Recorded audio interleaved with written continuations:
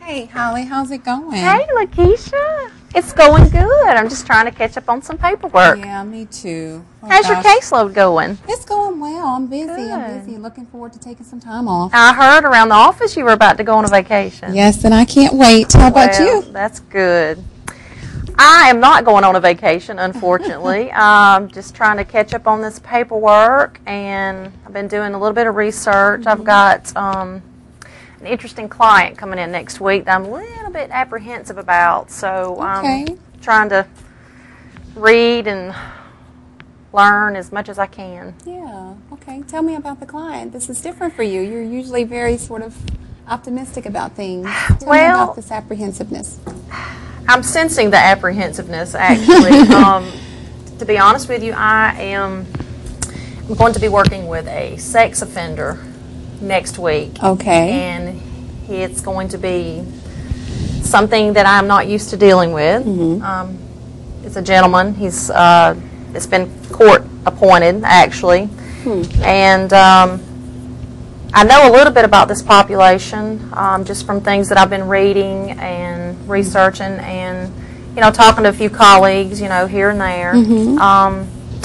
But I've never counseled one, so again, I'm very nervous about it. Right, I understand that. Yeah. Well, there's approximately 400,000 registered sex offenders in the U.S. alone. Wow. And a lot of people believe that sex offenders are actually, most of them are incarcerated, but that's actually not true. A lot of them are released, eventually released into probation or parole supervision. Okay. So with that being said, you know, we certainly will have to deal with this population in our practice.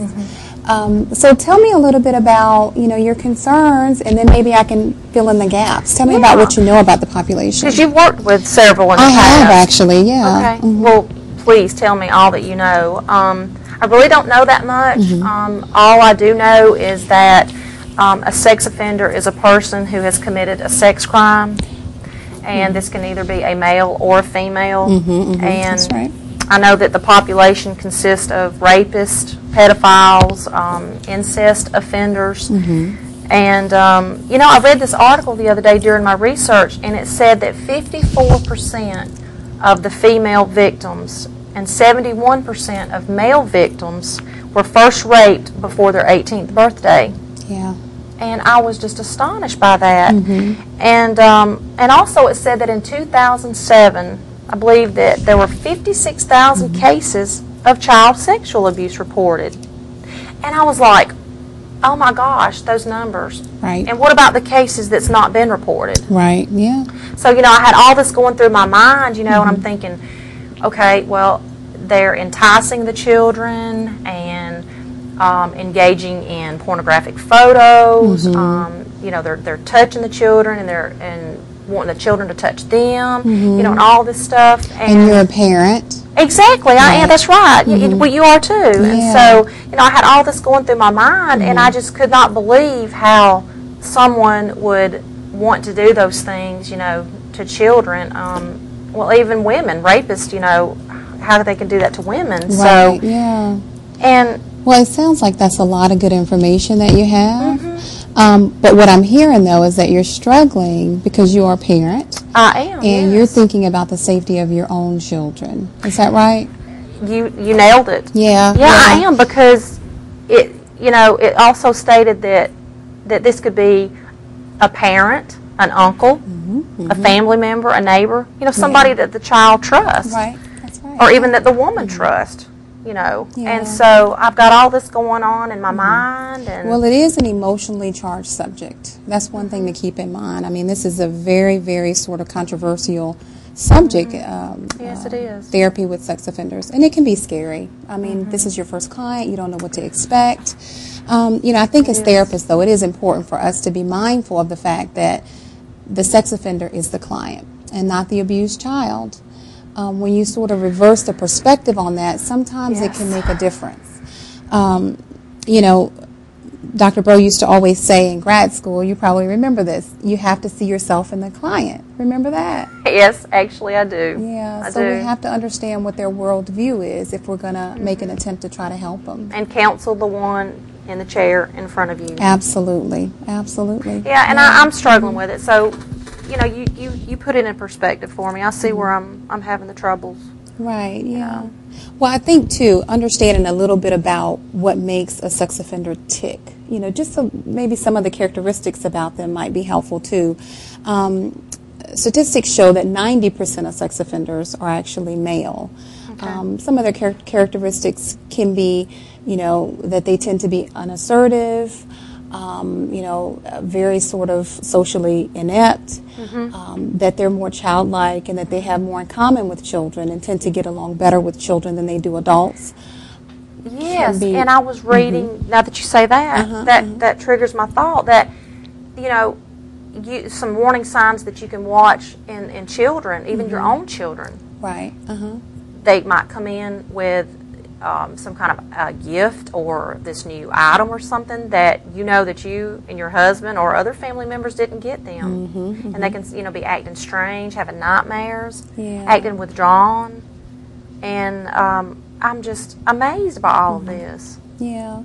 And again, the sex offender also can be withdrawn. Okay. You know, from society in the way that they're antisocial. And so that's one of the ways that one of the characteristics of a sex offender versus the abused child. But they probably feel better around children and around areas where children are because they're kind of maybe drawn to them. Right, absolutely. Okay. And I think, too, a misnomer is that all sex offenders, certainly 90%, are male. But females can also be the perpetrators. And a lot of times how they coerce children is through, you know, sort of persuasion versus a threat, which is more likely amongst males. Now, you mentioned that your client is actually court-ordered? Yes, he is. Okay. Well, some things about court-ordered clients that I think is probably good to keep in mind is the fact that they are mandated for treatment. And, you know, a lot of times in probation and parole supervision, the treatment will be a part of the sentence, will be a part of you know, being introduced to society will be the treatment outcome. So the lower recidivism rates are realized when treatment component is actually included in the relapse prevention plan. So that's important to remember. There's also some important considerations to be mindful of as far as how the sex offender views therapy, which a lot of people don't really think about, I think. You know, and part of that can be you know, the sex offender may be coming in wondering if you have your own biases against sex offenders. Right. You know, what are your thoughts about them? Do you think that they're sick? Do you think that they're a monster? Those kinds of things. So therapists, we have to guard against those biases, and we have to guard against countertransference when working with sex offenders to make sure that we are giving them ethical care. And you know, really Dr. Bro important. used to talk about that, you know, grad school about the countertransference. So this would be a perfect example. Right, absolutely. Of the client picking up on my apprehensiveness and being somewhat prejudiced or biased. I mean, right. And just know as well that I think that the sex offender, they come in with their own trust issues. Can they trust you? Because the therapist is also a helper. Exactly. But also can be an informer because this is mandated treatment. Right. So that's important to keep in mind. I'll definitely make a note of that. Yeah. Okay. I think too, Holly, something else that I'd be happy to share is that, you know, right now, and actually the research has shown over decades that cognitive behavioral therapy actually happens to be the most effective and the most widely used with this population. Okay. So that could include, you know, lots of different things. I'm sure you've seen some research on cognitive behavioral with this population. Actually, I have, and I was going to ask you what your opinions were as far as what was, you know, included in that. Exactly. And what's going to maybe work the best, or. Well, one of the things that certainly I think is very helpful is helping to change some of those cognitive distortions that a sex offender may have, and that's sort of the key area that you want to focus on. Right. I think a lot of times, you know, you might be doing individual and group therapy. Many times you're going to be working with victimization awareness, along with empathy training. Those kinds of things have shown to be successful. And retraining those thoughts. So those are just some things to be aware of.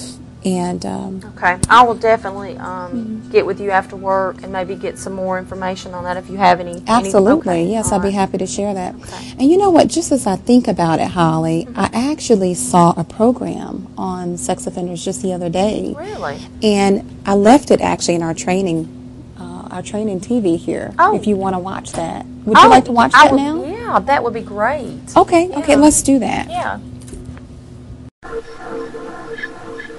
I could see their faces. They didn't say no, but their faces and their body language said no. And I ignored it. His name is Tracy, and he's not afraid to tell the truth. Had them lift their shirts up to expose herself, and I had one of them lower her pants so I could see her panties. His victims were 5 and 7 years old. I went down to the police station and turned myself in and confessed to what I'd done. Why'd you do that? It was the right thing to do. Since 2004, Tracy's lived in Lillington, North Carolina, a prisoner at the Harnett County Correctional Institute after a judge sentenced him on 4 counts of indecent liberties with a child. What was the conversation you had in your head that justified doing what you did to those 2 girls? I kept telling myself, even though I knew better, that I wasn't really hurting them, that I wasn't going to do anything that was really hurt them, that it was going to be okay. And it's the lies that you tell yourself to try to make it okay. He lives in a cell block with other sex offenders. We did our crimes, and I understand how people see us. I thought the same way. We should be locked up, you know, and never be let out. This is a Department of Corrections, so you hope there'd be some correction going on. Robert Carbo is director of North Carolina's only state program designed to rehabilitate offenders. His staff of psychologists operate an intensive treatment program called SOAR. SOAR stands for Sexual Offender Accountability Responsibility, a treatment program, a mental health treatment program to treat sex offenders to keep them from reoffending. The 20-week program runs 5 days a week for 6 hours a day, and Carbo says the participants want to be there. They adopt the program's motto of no more victims. Some of them have beat themselves up with guilt so much, and they're ready to do that, and you know, but other guys, it takes a little more time. Does the treatment work? I mean, can you rehabilitate a sex offender? We certainly believe you can, otherwise we'd be wasting our time. Our cameras weren't allowed into the actual sessions where the offenders participate in several intensive activities. There's a classroom portion, a lot of writing and book work, individual therapy, they present presentations, as well as have a lot of homework. It's a program that forces the offender inside not only his own head, but the soul of his victim. As they teach us, it's not really about sex.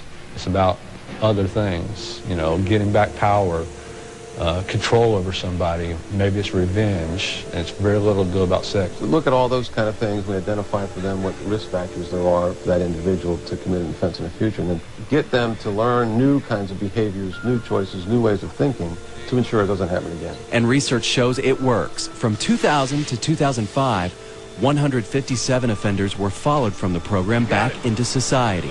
Studies indicate 20 to 30% of sex offenders will offend again once released. But out of the 157 who completed SOAR, over that 5-year span, only 2 of them returned for a new sex offense crime. It was hard, very hard, a lot of work. But you find out a lot about yourself and find out a lot about what you did. one of the most effective tools in the program is victim role play, where the offense is reenacted with the offender playing his victim. It's a huge eye-opener for you to really feel those feelings. People that think all sex offenders can't be changed and just lock them up, throw away the key, or hang them as high as you can, or whatever. But the reality is the vast majority of sex offenders are getting out. And helping them not reoffend is the goal, protecting not only the offender, but the public they'll one day rejoin.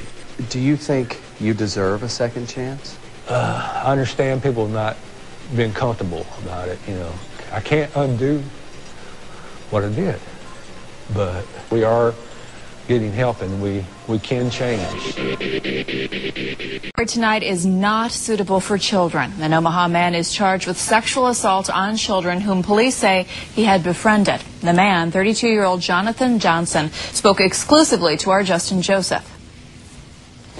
At 32 years old, Jonathan Johnson is facing life in prison. People will make their judgments, and most likely they'll make, the one that just makes me out to be a big monster.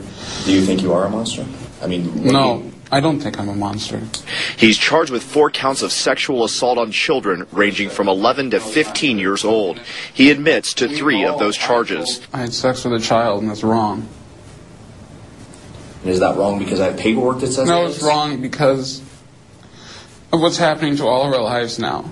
An answer that makes it difficult to understand whether Johnson truly grasps the seriousness of his crimes. I don't know right now why it was wrong. That's what's wrong with me. I don't know. I thought everybody loved me. Johnson admits the sexual acts happened on 6 occasions over the course of a year. Johnson claims it was the children who initiated all of the encounters, a charge I pressed him on. 1 came on to me, and I'm sure the other 3 just did it because they were curious. But you're saying all of this sexual encounters you have, you never once initiated it? Never. And you think that's believable to people? We got a 10-year-old here. Johnson is having trouble accepting his new life. He cried throughout the interview, but it was one question he had the most difficulty dealing with. 3 different times we asked him, do you see yourself as a pedophile? I don't fantasize about children, but I had sex with them. Right now, I can't honestly mentally say yes. By definition, yes. I had sex with children. And that's what a pedophile is. Justin says that all of this happened in a South Omaha neighborhood. Johnson was familiar with the children. That is all that we can say in order to protect the victims' identities. So that ends the video. What did you think about that? Wow. That gave me a whole new perspective on everything. Yeah, that's interesting, isn't it? It is. Yeah, it makes you wonder what other therapists are thinking about working with this population. Exactly. Are they getting the ethical care that they really need? I Are they agree. getting therapists who really are trying to understand their worldview? Exactly. So after seeing the video, what do you think about working with a sex offender?